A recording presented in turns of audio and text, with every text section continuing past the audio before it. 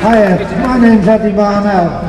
I'm one of the 37 Commonwealth workers who were jailed for a month in 1984 for fighting for our jobs, the jobs of generations to come, and the jobs of all those in British shipbuilders. We were locked up for a month, tried in our absence in Walton Jail, and we were put on I-Wing, the high security wing. We were locked up for 23 hours a day. Since then, I've been campaigning along with my comrades for all those 37 who were jailed and others who were sacked for supporting that strike. I, under the Freedom of Information Act, have wrote to every conceivable department, and every report I got back said no information available. This is absolutely unbelievable. Since then, I've met 2 Labour Prime Ministers and a Labour Justice Minister, Tony Blair, Gordon Brown and the other fella. I know who it was. And he did nothing. Now from them, I've ended up in the High Court in Europe, the European Court of Appeal. I was there in December 2014, and that court ruled that the British government, what do you want, mate? And that court ruled that the British government should apologise immediately for the jailing of them 37 men.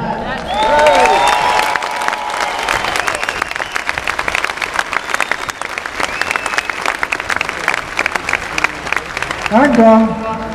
To date, we've had no reply and we've had no apology. I'm asking Jeremy, and I'll be speaking to him later, to put it to the Prime Minister, the new Prime Minister, at question time, where is that apology?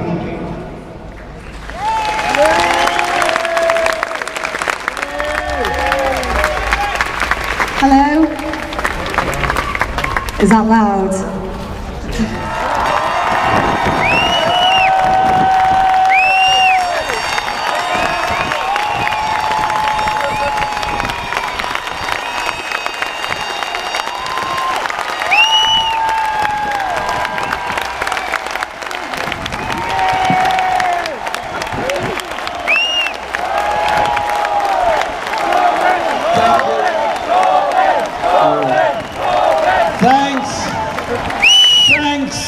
Thanks so much for being here tonight.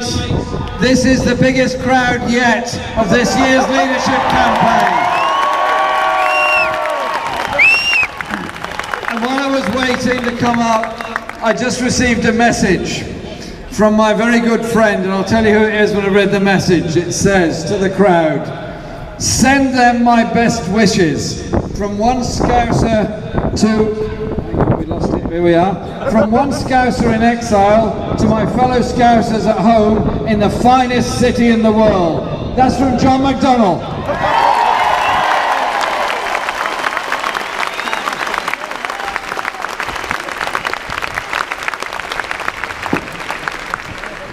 Thanks for being here.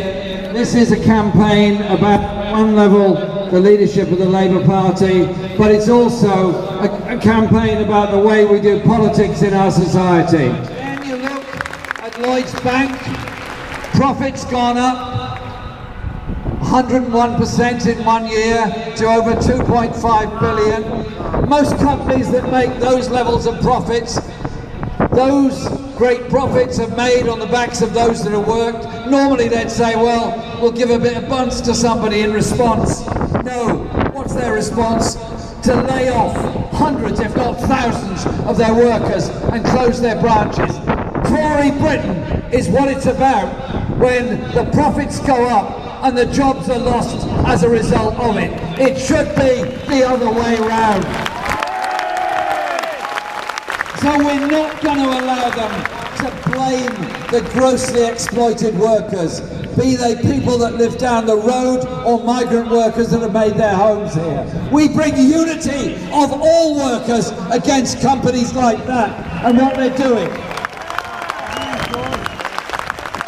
And so we propose something very different. Workplace 2020, a policy we're developing which will require companies with more than 250 employees to negotiate with representative trade unions on wages and conditions. We will repeal the Union Act. We will end the indignity of tribunal fees.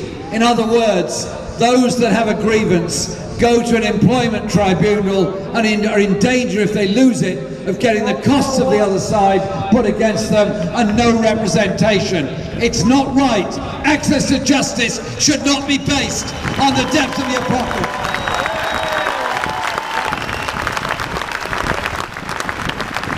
And we will also deal with the scandal of the way in which legal aid has been denied to so many within our society. So many people that can't get justice because they can't get access to legal aid.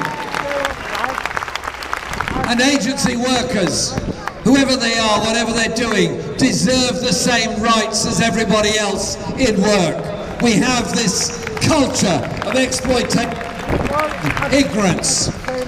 So we do a lot more. We want to do a lot more on employment rights and justice within our society, because that is the basis of the inequality that exists all across modern Britain. Inequality of health is one of the worst issues facing this country. In this city, the life expectancy is the biggest gap between the richest and poorest areas of this city of any city in Britain. It's 10 years. If you live in the poor area, you live 10 years less than living in the rich area. The overall average for this city is 4 years less than the national average. Is that because doctors in Liverpool don't work as hard as those elsewhere? Is it because the doctors aren't as good as elsewhere? No and no. It's all about poverty, it's all about bad housing, it's all about inequality. Those are the issues that bring about ill health. And the mental health crisis that's facing this country has to be addressed. 1 in 4 of us in our lifetime are going to go through a period of deep stress, mental health conditions. Some of us will get through it with the love and support and affection of our friends and our family and our immediate network of workmates and others. Others won't. Others will be frightened to talk about it. Others will not be able to get any help. And sadly, some take their own lives as a result. It was founded by brave people. It was founded by a health minister, Aneurin Bevan, with vision. A vision of the idea that you were treated because you were ill, not because of the size of your wallet. That has to be a basic principle. But it also means properly funding adult social care, so you don't end up with an email war between local government and the NHS about who will not treat somebody. Instead, you have a seamless system that treats everybody, again, irrespective of their wallets. But inequality in Britain goes in so many other areas as well. Too many children being brought up in grossly overcrowded, badly maintained, expensive, damp, short-term, private rented accommodation across this country. 100 years ago, Keir Hardie, as the then leader of the Labour Party, campaigned against landlordism and what went with it. He wanted a world where there was security of tenure through council housing. He wanted regulation of the private rented sector. He wanted secure housing for all. Labour councils and Labour governments built a large number of council properties, gave people that security. It was the Tories under Thatcher that started the destruction of council housing and instead replacing it with a free market dogma. I tell you this, I want a Labour government that says our priority is to ensure by the end of that first term of that government, everyone is decently, securely and properly housed within our society.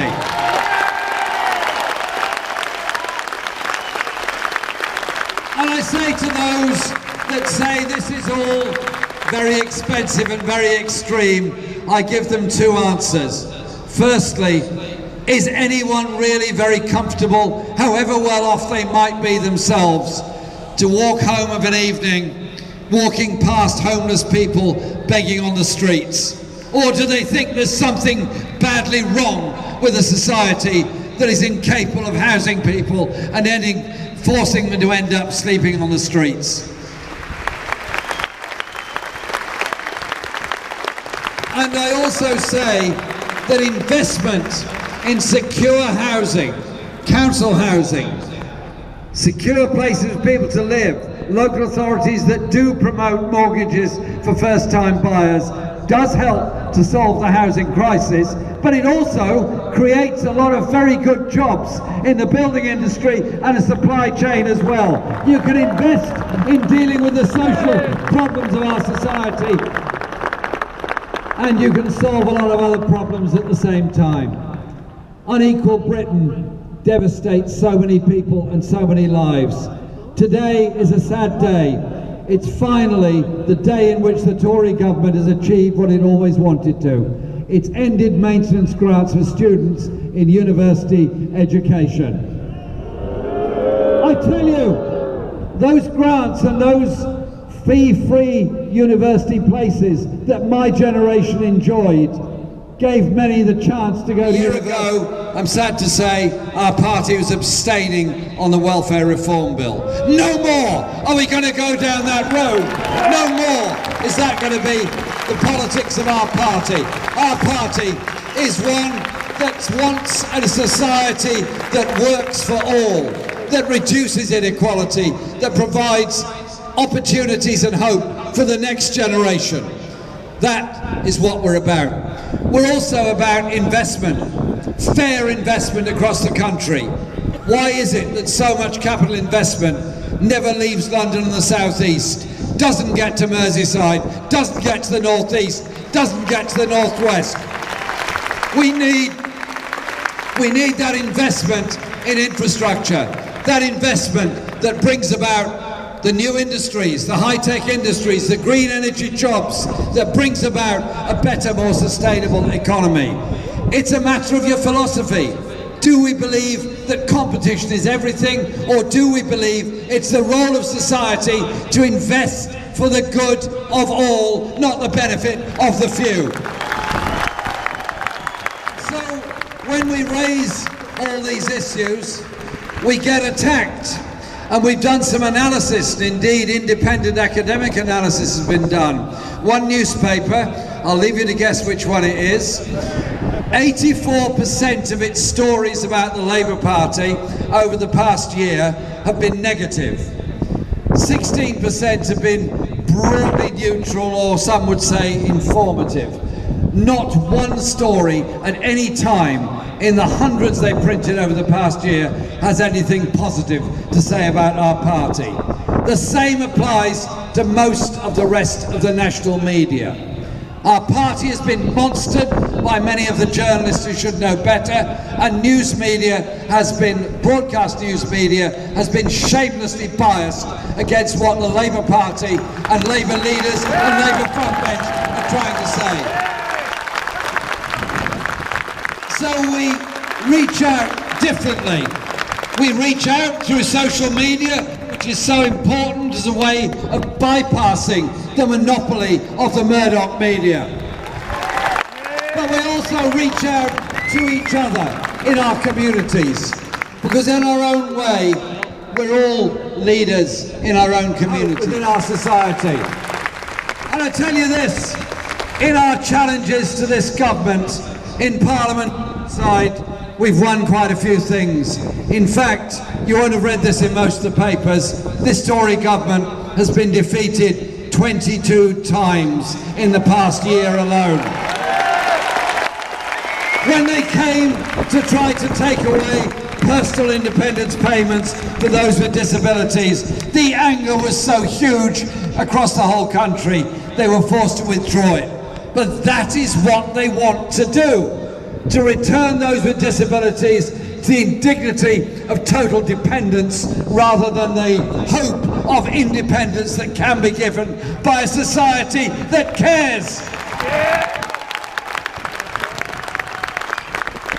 So it is about how we approach these things that's so important. It's the philosophy of what our movement is about. When we're confident, when we're hopeful, when we learn from the inspiration of others, when we learn from the struggles of others and what they've achieved, we realise how strong we are together. I want our party to be big, to be outgoing, to be confident and to be strong.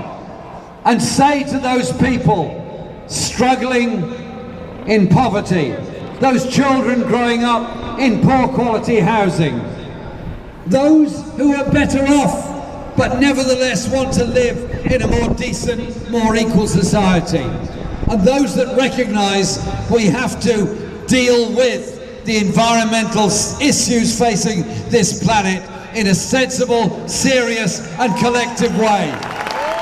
This planet is incalculably wealthier than it was 20 years ago, 40 years ago, 80 years ago, 100 years ago. Technology has moved on at an amazing pace. Can't we use that technology, that brilliance, that science, that engineering and all those things to share wealth rather than promote wealth and greed for the minority?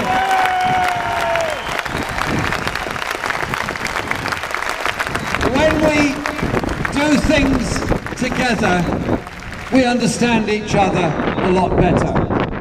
When we achieve things together, be it a local campaign to improve a park, a local campaign to build a nursery, to save a hospital, all the campaigns we do, it's not just that little victory we have. It's a bigger victory because it's inspired many others as to the kind of society and kind of world we can all live in.